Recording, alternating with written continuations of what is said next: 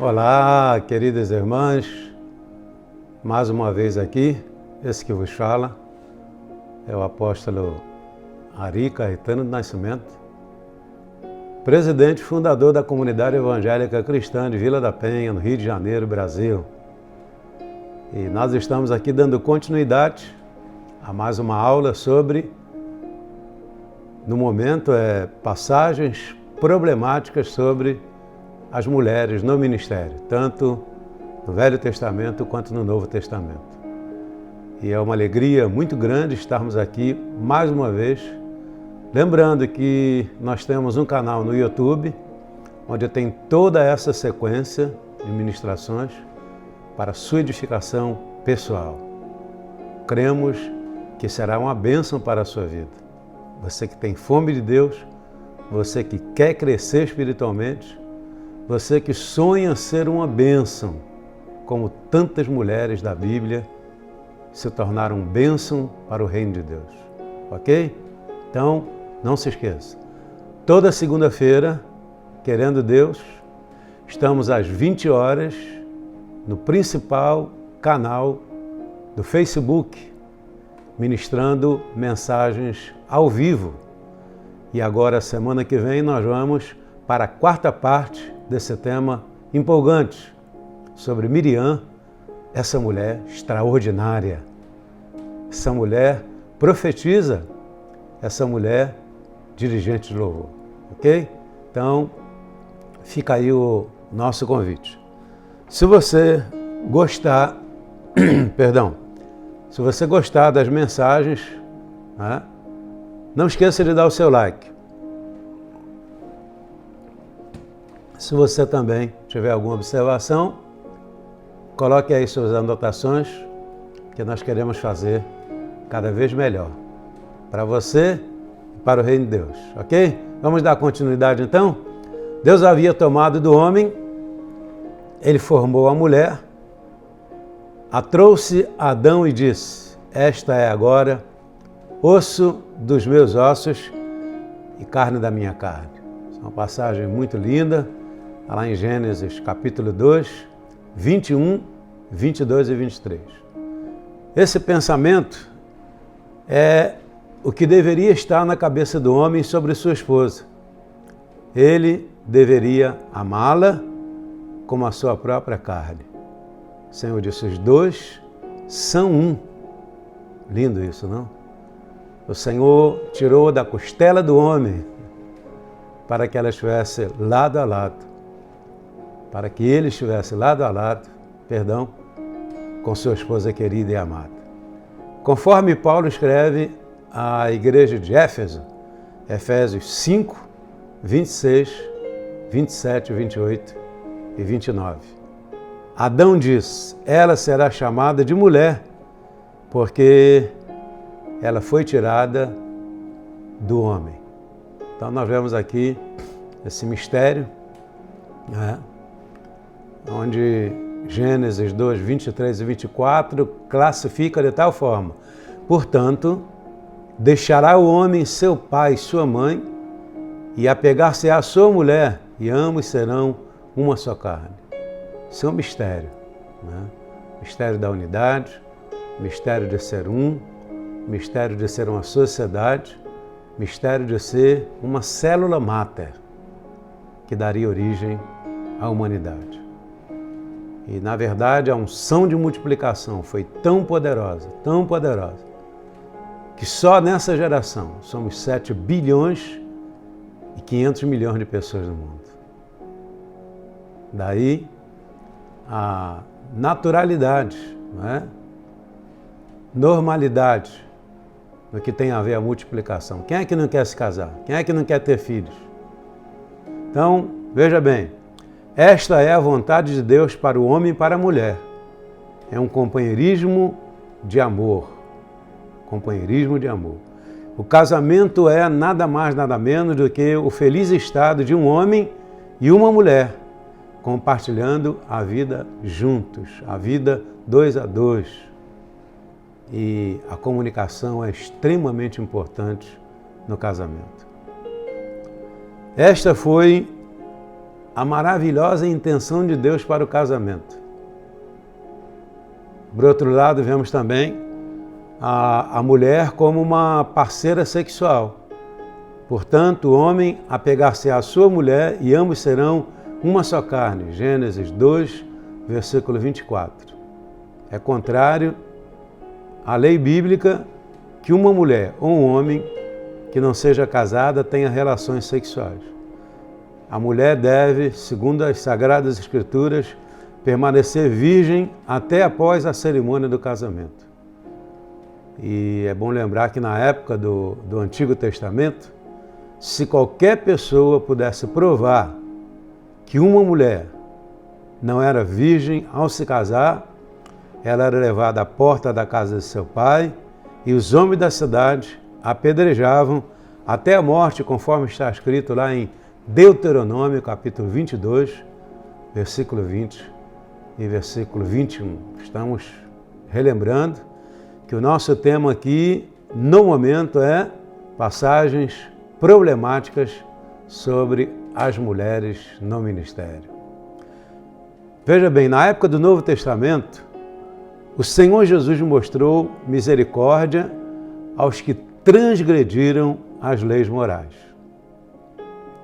Ele os perdoou. O Senhor restaurou com a seguinte admoestação: nem eu tampouco condeno a ti. Vai-te e não peques mais. Está lá essa passagem bíblica no Evangelho de João, capítulo 8, versículo 11. O sexo, no entanto, era uma parte muito importante na vida conjugal. O nosso Deus havia ordenado que o relacionamento sexual fosse desfrutado no lugar apropriado e com as pessoas apropriadas, os cônjuges. Os judeus levavam isso tão a sério que um homem recém-casado era isento dos seus deveres militares ou trabalhistas por um ano inteiro, a fim de que ele pudesse alegrar a sua mulher que tomou. Deuteronômio 24, versículo 5. Então, isso era lei, né? E aí você deve perguntar, mas apóstolo, e o caso lá do Urias e a sua mulher, que deu aquele problema todo lá com o rei Davi? Pois é, na minha opinião, Urias era, perdão da expressão da palavra, era muito puxa-saco do rei Davi, né? Era um sujeito que estava ali querendo agradar o rei, querendo abençoar o rei, querendo ir para a guerra, e deixou a sua mulher só, Betseba, né? Qual era o correto? Ele levar 1 ano com a sua mulher, porque eles eram recém-casados. E porque ele quebrou esse princípio, o rei Davi viu sua mulher seminua tomando banho, e o Davi se encantou com aquela mulher, e aí aconteceu a tragédia. Mas é importante lembrar que Urias quebrou um princípio bíblico, que conforme disse lá em Deuteronômio 24, versículo 5, o recém-casado tinha que ficar 1 ano com a sua mulher, alegrando a mulher da sua juventude e do seu casamento. A única restrição era que o marido e a esposa não deveriam ter relações sexuais durante o período da menstruação. Está em Levítico 18, versículo 19. O sexo deveria ser desfrutado tanto pela esposa como pelo marido. Deus disse a Eva: teu desejo será para o teu marido. Gênesis 3, versículo 16. Estamos ainda nas passagens problemáticas sobre as mulheres no ministério. Em Cantares, do rei Salomão, a mulher era agressiva, beijando seu marido, dirigindo-o ao quarto. Ela expressava o seu amor por ele repetidas vezes e o incitava a desfrutar do relacionamento físico deles. Então, está lá no livro de Cantares, capítulo 1, versículo 2, capítulo 2, versículo 3 a 6, capítulo 8, versículo 10 e versículo 14. Já na época do Novo Testamento, houve uma divergência na igreja de Corinto sobre o papel do sexo. Algumas pessoas aparentemente defendiam os valores hedonísticos. Tudo que alguém quiser fazer sexualmente deveria ser permitido, incluindo-se, pasmem, a fornicação, o adultério e os atos homossexuais. Daí o apóstolo dá aquela palavra forte, né, para abençoar e corrigir as distorções na igreja de Corinto. Aquelas pessoas achavam que o sexo era, de certa forma, maligno e que as pessoas não deveriam absolutamente ter nenhuma relação física, nem mesmo com seus próprios maridos e esposas. Veja aí em 1 Coríntios 7, de 1 a 40. Paulo relembrou à igreja de Corinto que o adultério e o homossexualismo eram pecado e deveriam ser evitados. 1 Coríntios 4, versículo 9, 10 e 11. No entanto, eu disse que os maridos e as esposas deveriam desfrutar juntos do dom divino do sexo. Paulo instruiu que o marido deveria dar à esposa os seus deveres conjugais. Semelhantemente, a esposa ao seu marido. Não se recusem, exceto por um pouco acordo mútuo, por algum tempo, para que vocês possam devotar-se à oração. Aí então, juntem-se novamente, para que Satanás não os tente através de uma falta de autocontrole. 1 Coríntios 7, versículo 3, versículo 4 e versículo 5.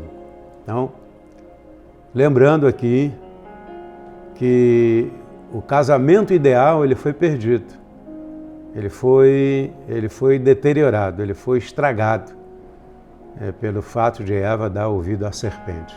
Então, a colocação aqui é que o casamento ideal foi perdido.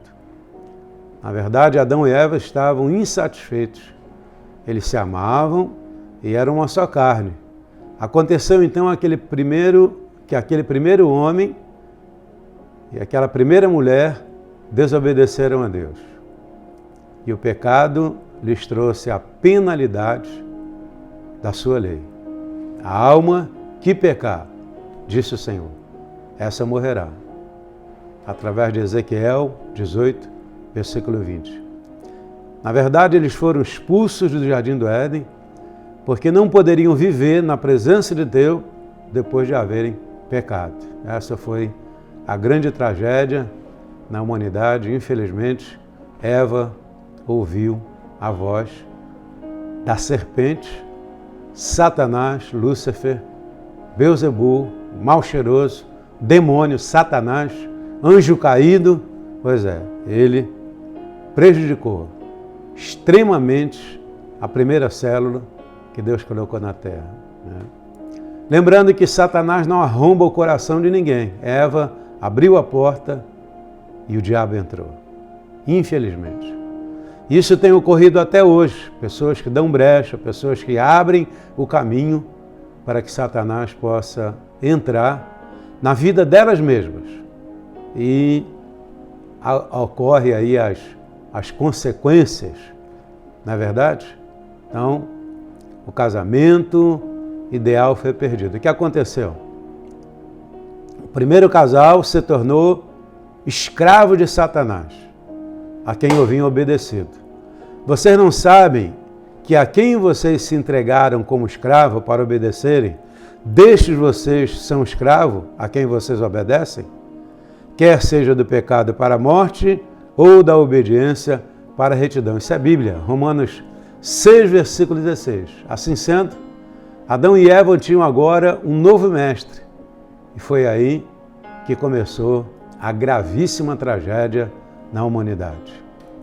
Como diz o salmista, em pecado me gerou a minha mãe. No coração do homem e da mulher, a concupiscência começou a tomar o lugar do amor, a cobiça e o mal tomaram o lugar do bem, as paixões malignas foram desencadeadas. Não se esqueça, em João 10 diz que o ladrão vem para matar, roubar e destruir. Se não fora, algum tempo depois, a intervenção de Deus, enviando o seu único filho para nos restaurar, nós estaríamos perdidos até hoje. Mas graças a Deus que em Cristo Jesus nós temos a redenção e temos a vida eterna.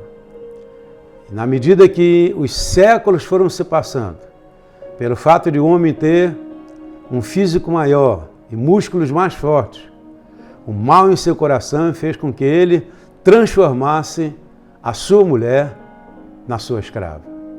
Ao invés de uma amorosa ajudante e companheira para ser protegida e cuidada, ele a reduziu ao meio físico inferior para a sua própria satisfação e para a sua concupiscência. A mulher se tornou, infelizmente, escrava do homem. Mas o Senhor estava planejando uma recuperação planejada, uma recuperação providenciada, porque Deus nos ama.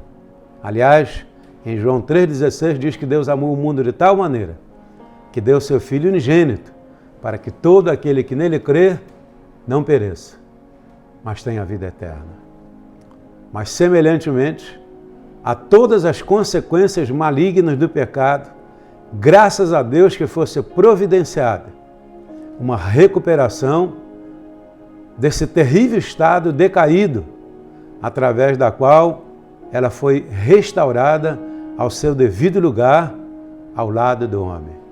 Deus providenciou essa restauração e fez com que a mulher deixasse de ser escrava do seu marido. Esse remédio encontrou-se na morte e no sacrifício de nosso Senhor e Salvador, Jesus Cristo. Ele veio para sofrer as consequências de todos os nossos pecados. Os pecados das mulheres, como também nós os homens. Ele veio para resgatar todos nós e para nos restaurar a nossa posição com Deus e também a nossa posição de uns para com os outros. Vamos ver um pouquinho agora sobre a tradição da igreja. No texto de Mateus 19, de 3 a 9, Jesus Cristo apresentou o seu padrão para os relacionamentos entre homem e uma mulher. Os judeus da época de Jesus tinham um padrão que havia sido rebaixado por Moisés e mais tarde pelas interpretações dos ensinos talmúdicos. Ainda lembrando sobre a tradição da igreja. Jesus esclareceu que estas tradições não anularam o propósito original de Deus para o homem e também para a mulher. Ele veio para estabelecer a intenção e o propósito de Deus. Ele lhes disse: Moisés, por causa da dureza de vossos corações, permitiu que vocês repudiassem as suas mulheres. Porém, no princípio não foi assim. Então, o Senhor Jesus está referindo lá ao início, o relacionamento de Adão e Eva, né? Apesar de toda a crise, de toda a luta, de toda a guerra que eles enfrentaram, eles permaneceram juntos. Agora, ainda sobre essas passagens bíblicas, sobre as mulheres do ministério, passagens problemáticas, essa colocação que nós estamos aí calejados, cansados de ouvir, as mulheres proibidas de falar na igreja, né? Os teólogos não têm enfatizado o fato de que a obra redentora de Cristo deveria restaurar o propósito original de Deus, restaurando a mulher ao seu lugar original, ao lado do homem. Assim sendo, eles proíbem muitas vezes que as mulheres falem na igreja. Já se passava quase 2000 anos desde que o Senhor Jesus elevou as mulheres. Contudo, hoje em dia, as tradições eclesiásticas de algumas igrejas muitas vezes proíbem que as mulheres preguem ou ensinem na igreja, que, a meu ver, é uma coisa tremendamente equivocada. Seriam as mulheres mesmo proibidas de falar? Então, a base desses teólogos para esta restrição encontra-se em algumas instruções apostólicas práticas dadas por Paulo para remediar certos abusos dentre as mulheres recém-liberadas e, na grande maioria, incultas. Paulo estava simplesmente reforçando regras básicas de etiqueta e também de civilidade. Deixa eu colocar aqui a luneta para ver quanto tempo a gente já tem. Deixa eu ver aqui. Nós temos aí 20 minutos já e 33. As mensagens, elas vão aí por essa margem, né? Para não ficar muito cansativa. Mas vamos mais a esse slide. A liberdade para as mulheres orarem e profetizarem em reuniões religiosas era tão nova que ela causou alguns problemas nas igrejas onde os gentios se misturavam.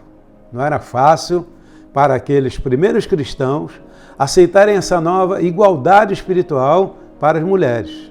A ideia de as mulheres participarem de uma cerimônia religiosa era tão remoto a ponto de ser um total sacrilégio naquela época. Nem ao menos se permitir que as mulheres entrassem no átrio de adoração do templo judaico. Você vê como a coisa era rígida, né? Naquela época. Mas não podemos esquecer que Jesus valorizou, Jesus liberou as mulheres, o próprio Senhor Jesus pediu que as mulheres fossem anunciar a sua ressurreição. Então, com a ressurreição de Jesus, houve a libertação. E as mulheres agora estão livres como pregadoras, como apóstolas, como pastoras. Eu vejo assim. Os judeus que haviam se convertido a Cristo apegavam-se ainda a antigos costumes. Os crentes judeus ainda se atinham às leis de alimentação do Antigo Testamento. Eles lutavam para permanecer, para manter aquelas leis. Eles continuavam a prática da circuncisão. Eles até mesmo faziam com que os professores judeus se infiltrassem entre os gentios, insistindo que fossem circuncidados. Para você ver como era o rigor da lei naquela época. Mas graças a Deus que Cristo te libertou e me libertou também. Então vamos parando por aqui. Essa aula esperamos que ela tenha sido uma bênção para a sua vida, né? Qualquer dúvida, qualquer pergunta, você pode entrar em contato conosco. Relembrando mais uma vez que toda segunda-feira, às 20 horas, pelo Facebook, uma mensagem ao vivo, uma mensagem avivada, uma mensagem cheia de revelações para você. Convoque todas as amigas sua e solicite se elas querem crescer, se elas querem ser uma bênção. Toda segunda-feira, permitindo Deus, às 20 horas, nós estamos conversando com vocês e ministrando uma palavra viva. Já de antemão, quero agradecer a todas as mulheres, porque todas as mensagens têm tido uma média de 700 a 800 mulheres que assistem a mensagem na íntegra. Se você foi tocada por Deus, escreva uma mensagem, mande um recado para o apóstolo Ari. Isso é muito importante a gente saber como Deus moveu na sua vida, tá bom? Temos também um canal do YouTube, sequência de várias ministrações nesse tema que você acabou de assistir, tá bom? Se você gostou, dê lá o seu like. Se você não gostou, dê o seu dislike. Dê a sua opinião, nós queremos melhorar cada vez mais para que seja bênção, tá bom? E se você ficou apaixonada pela mensagem, compartilhe com dezenas, com centenas, com milhares de pessoas. O YouTube vai te ajudar e vai me ajudar também, como pastor. A boa notícia é que já estamos na produção do livro A Rainha Esther. Essa mensagem que tocou o seu coração, que continua aí no Facebook, né? Onde o apóstolo Ari pergunta e Deus pergunta, onde estão as rainhas Esther dos dias de hoje? Um grande abraço, que o Senhor vos abençoe, que o Senhor vos guarde, que o Senhor faça resplandecer sobre vós o seu rosto e tenha misericórdia de vós, e que as doces consolações do Espírito Santo de Deus seja sempre, sempre, sempre, sempre sobre a sua vida, pois nós te abençoamos, em nome de Jesus. Amém, amém e amém.